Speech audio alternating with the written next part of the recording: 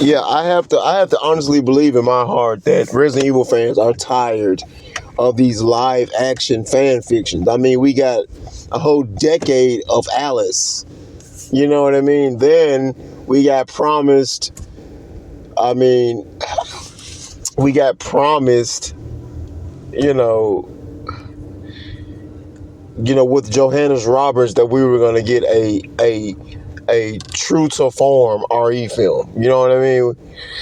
That didn't pan out. Excuse me, that didn't even pan out. It was a fucking abysmal mess. He tried to take the story of Resident Evil 1 and Resident Evil 2 and put it into one 90-minute film. I mean, like, that logic within itself was like, how did you even expect that was going to work? You know what I mean? Like seriously.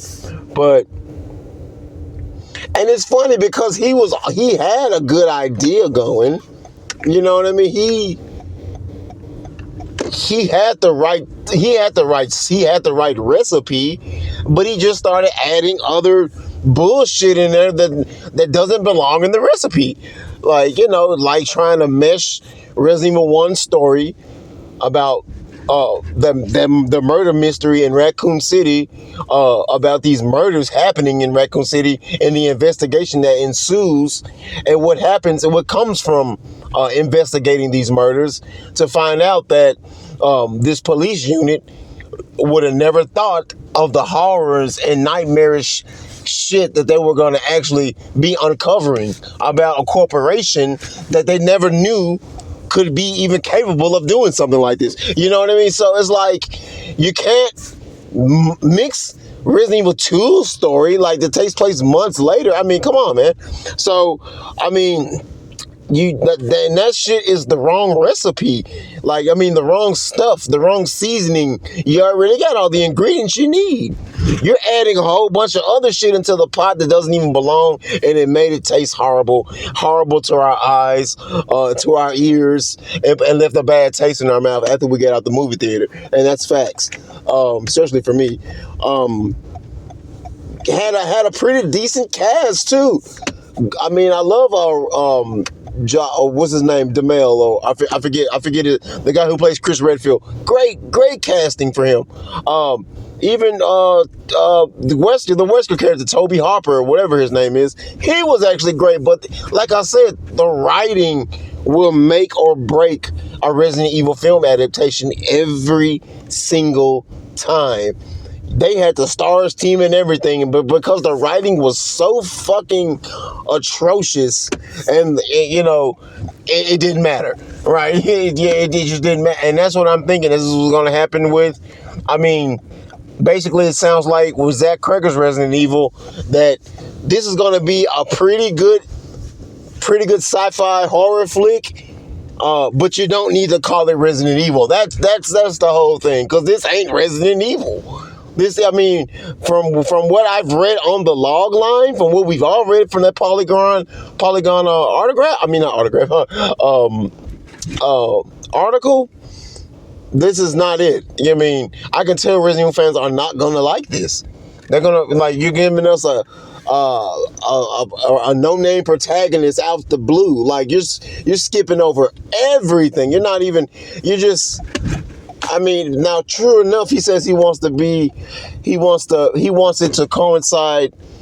I think Zach Cregger was talking about he wanted to be more like an Outbreak scenario. I'm like, okay, God damn it, okay, cool, but you gotta understand, Outbreak. Don't get me wrong, I love Outbreak. Love Outbreak 1 and 2. I love Outbreak, but for the most part, the lore surrounding Outbreak, the main lore and all the lore surrounding Outbreak, is all about Resident Evil 1 and the events that take place that leads up to the fucking Outbreak, right? Like, you having all these Outbreak scenarios, as Zach Cregger's talking about, you wouldn't have that if it wasn't for the already established lore of Resident Evil 1 and Resident Evil 2. That's what I'm saying. You're You're giving us a no-name protagonist with a no-name scientist lady. Does she work for Umbrella or does she just work at the hospital? We don't fucking know. I mean, what's Umbrella? It's a pharmaceutical company. Okay, when were they established? What do they do? They do medical products and skin cell research and stem cell research and beauty products and shit. You know what I'm saying? So it's like, I mean, Zach Cregger's gonna try to cram all this shit into your face. That's what I'm saying. It's like, it's gonna be so incoherent. We're just gonna give you random fan service with a fan fiction screenplay. That's what we're gonna do. We're gonna give you random fan service with a random fan fiction screenplay. And here you go. I mean, the snow, I mean, I know I'm kind of like glazing over the snow aspect of it, but that's just fucking retarded. When have you known Resident Evil? When have you known Raccoon City for its snow? Like, we've known it for its snow. When I think about Raccoon City and Raccoon City 4, I think about a couple of police officers getting chased in the fucking forest, running for their lives, because one of their comrades just got eaten alive by a whole pack of fucking undead canines. And these canines don't get tired when they run because they're dead. So, I mean, it's just like, that's what I don't think about the snow at all. I think about crows eating dead carcasses and shit. I think about Indiana Jones style booby traps. And I think about myself falling into an endless pit or something crushing me from the ceiling tops. Concrete slabs crushing me, or like, getting bit by poisonous infected snakes. I mean, getting eaten in half by a fucking great white shark. I mean, by a mutated big ass great white shark. I don't know, getting fucking disemboweled and dismembered by a fucking amphibious creature that has claws with a fucking amphibian alligator mouth. I mean, that's what I think about. I don't think about the snow. I think about the fog and the eeriness of the fucking forest and the moans of the zombies, and the growls of the Cerberuses. I don't think about snow at all. So so you're already with the snowy setting in Raccoon City, you're already throwing me off my shit. You're just throwing me off already. I'm like, okay, what is this, fucking 30 Days a Night? I mean, what the fuck? I mean, okay, granted, 30 Days a Night is a great film, and 30 Days a Night shows that you can make a horror film in this snow. I mean, you can, and it can look good, true enough, but this ain't that. Raccoon City ain't fucking Barrow, Alaska, okay? Give me a break. Okay, let's just be real. So, like, just off that alone, and like the random protagonist of Brian, that's gonna piss people off. Not establishing the lore, not establishing characters, not actually giving a damn, not committing to the lore and the established lore into the screenplay is gonna make or break this film, and it's already pretty much broken this film off the gate because people don't want to see your fan fiction. Put it like this: you don't call it Resident Evil because it obviously is not Resident Evil, right? You can make this zombie monster flick, but don't call it Resident Evil because it isn't. You're gonna throw the word of the city, Raccoon City, in there and slap Resident Evil on it and think we're gonna fall for that shit. We learned from Johannes Roberts and Paul Anderson. Well, I mean, we learned from Paul Anderson for sure.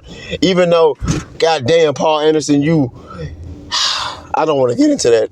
I don't want to get into the reason why your Resident Evil movie your first Resident Evil film was so fucking tame compared to a film like, I don't know, Event fucking Horizon. I don't even want to get into why your first Resident Evil rated R film felt like a PG-13 film. I'm not finna get into that. I'm not getting into that. I'm not. This is the same guy who made fucking Event Horizon. The Event Horizon got an X rating. You know what I mean? So, I mean, I'm not gonna get into that. I don't want to get into it. I don't want to get. I'm talking about that movie, the first film, too much. Love the vibe of the film. It's just, goddamn, you went so left field with the writing, and it's like you didn't. You went Paul W.S. Anderson. You went so left field with the writing when you didn't have to, because Mila Jovovich could have easily been Jill Valentine, or Michelle Rodriguez could have easily been Jill Valentine, right? You know, easily. Honestly, I would have kind of preferred Michelle Rodriguez as Jill Valentine. Perfect. But anyway, that's neither here nor there. Matt could have been Chris. Okay, you know what I'm saying? And the rest of the actors could have been a part of the stars team. You know, the black guy could have been Kenneth. I mean, you know, if you just would have put that thinking cap on and try a little bit harder, fuck it. I don't even want to talk. I don't even get into it. That was back in 2002. Okay. It's 2025, about to be 2026. But you see what I mean, though. Like,